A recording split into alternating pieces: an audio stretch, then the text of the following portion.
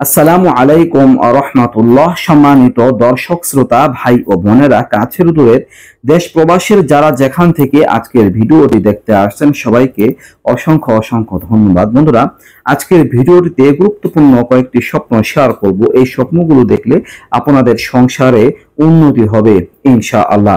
আপনাদের সংসারে বরকত হবে, টাকা পয়সার অনেক ব্যবস্থা হবে যদি এই স্বপ্নগুলো কোনোটি আপনারা দেখেন।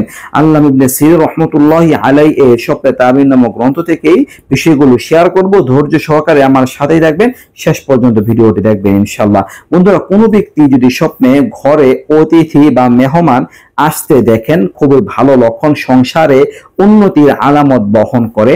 আপনার সংসারে আর্থিকভাবে অনেক উন্নতি হবে, সুখ শান্তি বজায় থাকবে ইনশাআল্লাহ। টাকা পয়সার অভাব অনটন থাকলে, অসচ্ছলতা থাকলে দূর হয়ে যাবে।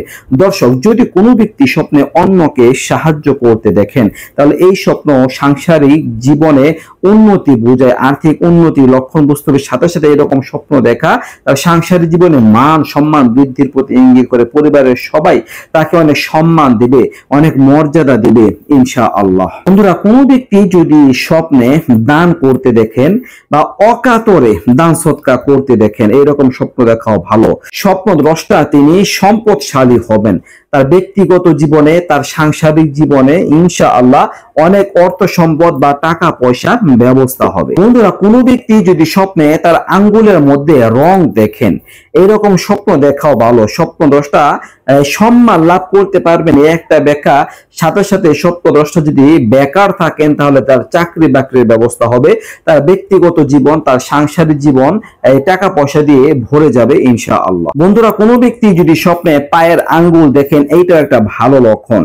পায়ের আঙ্গুল দেখা এটা চাকরি পাওয়ার প্রতি ইঙ্গিত করে, ব্যবসা বাণিজ্যে উন্নতি হওয়ার প্রতি ইঙ্গিত করে। বা কোনো কাজে বাজে যদি হাত দেন, তাতে তিনি সফল হবেন। তার ব্যক্তিগত জীবন, সাংসারিক জীবনে উন্নতি লাভের প্রতি ইঙ্গিত করে। খুবই কার্যকরী স্বপ্নের ব্যাখ্যা আপনাদের সাথে শেয়ার করলাম। দর্শক, এই ছিল আলোচনা। নিত্য নতুন আরো ভিডিও পেতে সবাই পাশে থাকবেন। এই পর্যন্ত আসসালামু আলাইকুম ওয়া রাহমাতুল্লাহ।